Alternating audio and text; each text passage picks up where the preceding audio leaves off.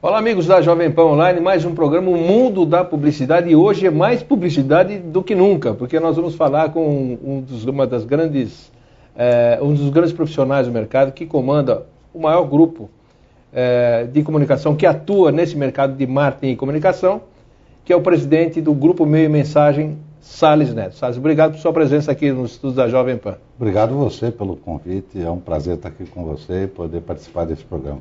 Me conta um pouquinho, você foi o fundador do grupo, hoje é presidente e foi fundador do grupo há 34 anos atrás. Você tinha, estava me dizendo, 29 anos. Exato.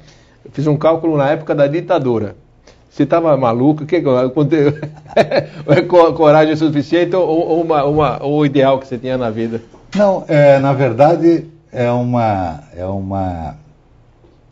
eu acho que eu estava primeiro no momento certo, porque 29 anos você é meio impetuoso, não faz muito. Se for fazer muito cálculo, sentar, pensar muito, certamente você não vai fazer nada, porque as contas não vão bater. Mas eu atuava já nesse segmento de mercado, porque antes de lançar o Meio Mensagem, eu trabalhei numa empresa que chamava Publinform e que na época fazia a revista Propaganda, que hoje ainda existe no mercado, está numa outra empresa, que é a Editora Referência, mas na época era feita pela Publinform. Você trabalhava lá? Trabalhava lá e fazia o anuário de propaganda, enfim. Ela tinha uma linha focada na área de comunicação e marketing. Depois ela tinha outros segmentos de mercado, tinha coisas na área de supermercado, na área de transportes. E eu fui contratado, comecei lá como contato publicitário nesse lado de comunicação e marketing, e fui galgando algumas posições, virei diretor de publicidade, depois e teve uma época que eu fiquei publisher dessa divisão. E para mim foi um aprendizado fantástico, eu estou falando, eu devia ter 24 anos nessa época. E aí eu comandava o editorial, o comercial, a circulação, eu ia ver problema de gráfica, eu ia ver papel, enfim. Aí eu tive a oportunidade, que poucas pessoas têm, na minha idade, naquela ocasião, de trabalhar com um processo que era global. Eu via tudo, eu fazia tudo. E aí me determinei a ficar ali dentro desse trabalho e a aprender cada vez mais. Então, eu estava nessa época muito mais focado, e evidentemente, ter um salário que desse para eu viver dignamente, mas muito mais num aprendizado do que num trabalho de falar, bom, daqui a pouco eu vou sair daqui e vou para outro lugar.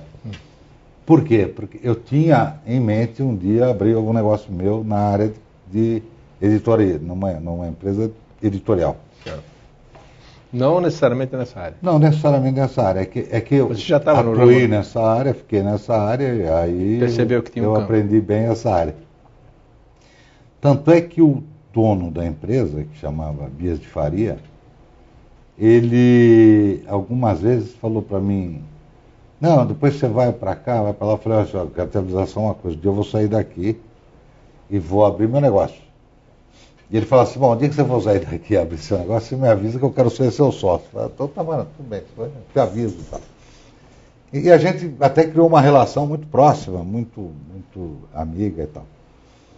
E o fato é que chegou um momento na vida dele, por problemas pessoais e tudo mais, que ele resolveu se desfazer da empresa e levar um outro estilo de vida, até um outro estilo mesmo, mudar para Salvador, ter uma outra proposta de vida e tudo mais. E aí ele se desfez assim, tanto que a revista Propaganda hoje continua com a Editora Referência, que é a mesma marca daquela época. A área de supermercado acabou indo para uma outra empresa, que era a Abras, e aí foi. E eu, nessa ocasião, tinha trabalhado com ele há alguns anos. Chegou uma hora que tinha um acerto comigo para fazer, e era o valor que ele estava pedindo por uma marca que era o Anuário Brasileiro de Propaganda. Era a marca, era o produto já? Já existia. Já existia. tinha uns 3 anos, 4 anos. E aí eu falei, bom, então é o seguinte, você não me paga nada, me dá essa marca e eu vou embora. Não tem problema. Ousadia mesmo. Tudo bem, hein? Ousadia e percepção do mercado. Você percebeu que ali está uma sua grande chance. Aí saí, na verdade, de lá com uma mão na frente e outra atrás, em matéria de dinheiro e com uma marca. O que eu tinha na mão era uma marca que eu sou dono de uma marca que chama tal. E aí começou minha vida empresarial, que foi alugar uma casa e começar com o anuário de propaganda. Eu fiz a primeira edição do anuário de propaganda, lancei junto com o anuário de propaganda praticamente o anuário de mídia e com os dois eu tive um pequeno suporte para poder fazer um lance maior, que era lançar uma mensagem. Aí, por ocasião do terceiro Congresso Brasileiro de Publicidade, foi em 1978, eu lancei, no Congresso, uma mensagem, que nasceu quinzenal. Em 78. 78. Nasceu com a circulação era quinzenal no princípio, e ficou 5 anos quinzenal, daí virou 7 anos quinzenal, daí virou semanal. Quer dizer, era na década de 70, da época da ditadura, né? O Brasil era muito diferente, né? Muito. Éramos 90 milhões, aquelas 90 milhões de ação da Copa de 70 de pessoas, né? E o mercado era muito pequeno, né? Agora, é interessante a sua percepção, porque o publicitário tem um estilo próprio, né? Tem o ego que sempre, né? As pessoas gostam de falar, tal, alguns gostam de cantar, de dançar, essa coisa toda. Mas precisavam de uma ferramenta para divulgação, né? O Anuário Brasileiro de Propaganda até hoje é visto e muito procurado, pelo menos para colocar um anúnciozinho que a sua agência existe, não é isso? E o Meio Mensagem também virou um ícone, né? Virou um ícone do mercado. Agora, é que, para mim, tinha uma razão. Como eu fiquei durante um tempo trabalhando junto a esse mercado, eu criei um network muito forte, uma relação muito próxima com os principais executivos das empresas desse segmento. Então, por eu ter trabalhado com a revista Propaganda, com o anuário de propaganda, já que existia, eu falava com os donos das agências, não com um funcionário da agência. Era mais fácil. O cliente meu era a agência, era a própria agência. O interesse dele em estar presente ou discutir comigo alguma matéria editorial, quando eu já era publisher e tudo mais, também era grande. Eu acabei tendo uma relação grande, o que abriu as portas para depois eu poder fazer o meu negócio e voltar para essas mesmas pessoas e dizer, bom, agora é o seguinte, agora eu vou fazer o meu e espero contar com vocês e tal, porque eu... E aí eu tinha um discurso de uma proposta do porquê fazer o Meio Mensagem, da razão de ser do Meio Mensagem, e do quanto isso poderia contribuir com o mercado. E recebi um voto de confiança, vamos dizer assim, de um grupo de empresas, que falou, não, você vai fazer, tudo bem, vamos estar junto com você e tal, que me deu até um suporte para poder iniciar o trabalho.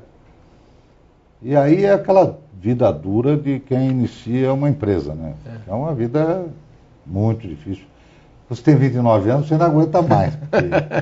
Você tem que trabalhar das 8 à meia-noite, quase todo dia. Agora, o assunto publicidade, né, é um assunto cativante, né? Você conhece a minha coluna Jovem Pan, a gente passa jingles históricos e tal, as pessoas amam, gostam. Mas naquela época não tinha nada, não tinha como divulgar o setor. Né? Hoje você vê matérias de propaganda no Estadão, na Folha, em outras revistas, na Veja, comentam uma coluna, cobrando um certo comercial, essa coisa. A notícia existe e foi ao encontro das pessoas normais, né? Como aqui na Jovem Pan, eu não falo só para marqueteiro, mas para dentista, para engenheiro, para taxista, enfim. As pessoas normais gostam. Naquela época, não. Né? Ou seja, os publicitários precisavam de um veículo para falar com o mercado, né? Para os clientes, para os anunciantes, os trabalhos que estavam fazendo. Quer dizer, você pode ser meio pioneiro nesse setor aqui no Brasil. Você sabe que A gente consegue, a percepção que você tem da importância de ter um veículo que divulgue as atividades de um determinado segmento de mercado, você percebe quando você tem a oportunidade de conviver ou visitar ou estar próximo de um país ou onde não existe isso. Eu tive uma experiência agora, há pouco tempo, até a semana passada, a gente realizou um evento do Grupo Meio Mensagem no México, na cidade do México. Bom, o México é o segundo país da América Latina em volume de investimento publicitário. É bem atrás do Brasil, mas é o segundo. Então é um país que tem uma certa pujança, a propaganda tem um certo respeito dentro do mercado e tudo mais. Bom, nos países que a publicidade já exerce um certo papel importante dentro da atividade da economia do país, um negócio gira em torno de 1% do PIB, 1,2%, 1,3%. Países mais evoluídos, como Estados Unidos, como Inglaterra, como Alemanha, isso vai perto de 2% do PIB. O Brasil ainda gira em torno de 1%, 1,1%. No México, dificilmente chega a 0,5% do PIB. E o que eles alegam é que eles não têm nada ligado ao trade para divulgar, para ser um tambor daquilo que eles fazem. Que então, foi o princípio do Meio Mensagem. Então o que acontece? Uma agência faz um trabalho fantástico, tem um case maravilhoso para contar, tem um fato relevante. Que não tem quem não existe. Vai ficar restrito ao grupo que trabalha lá na agência. Eles não concorrem muito a festivais, essas coisas, porque falou, bom, qual é o principal festival do mundo? É Cannes, tá certo? Bom, eu vou para Cannes, ganho um leão, que é o troféu de Cannes lá, para quem não sabe, das pessoas que estão nos assistindo. Volto para a agência com isso aqui, vai morrer ali no pessoal da agência. Isso não vai virar um fato relevante para o mercado. Agora você descobriu o México por causa disso. Você já tinha essa referência que poderia... Eu tinha. Porque, pelo que eu te conheço, logo você vai ter uma mensagem no México. Não, eu tinha essa referência porque nós fazemos aqui no Brasil um festival que chama Wave Festival, que é um festival de publicidade muito semelhante ao que é feito em Cannes, onde se escolhe as melhores campanhas, eu digo assim, de filmes, anúncios, material de cyber, enfim, são várias categorias de premiação, e é um prêmio que envolve todos os países da América Latina, do México até a Argentina. Então, frequentemente, a gente viaja para esses países da América Latina para divulgar o Wave, para estar falando do Wave e tal. E eu tive a oportunidade de visitar várias vezes vários países da América Latina para falar do festival, entre eles o México. E muitas vezes ouvi lá no México esse tipo de questionamento, de falta de eventos, de falta de uma publicação especializada, falta de um site. E o mercado quer, as agências querem? O mercado pede.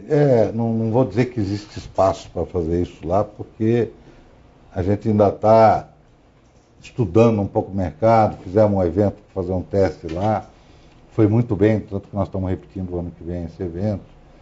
Eu não sei se tem espaço para manter uma publicação, porque manter uma publicação é um negócio muito caro, muito complicado, dispendioso. Mas para eventos, acho que sim. Mas para eventos tem um espaço que a gente está fazendo. Salles Neto, quando a conversa é boa, o tempo passa rápido. Os nossos 10 minutos viraram quase 12, 13 minutos do primeiro bloco. Que bom. Então, no segundo bloco, eu queria falar com você. Você trouxe um vídeo aí que conta um pouquinho a história do Grupo Meio Mensagem, né? Conta o que a gente faz hoje, o que somos hoje e as diversas atividades que a gente tem envolvida com o grupo lá. Vai ser legal. Então, o nosso amigo internauta aqui da Jovem Pan, é só acessar a segunda parte da entrevista com o Salles Neto, que ele vai continuar contando as histórias e a saga dele nesse mundo da propaganda e do marketing. Até já.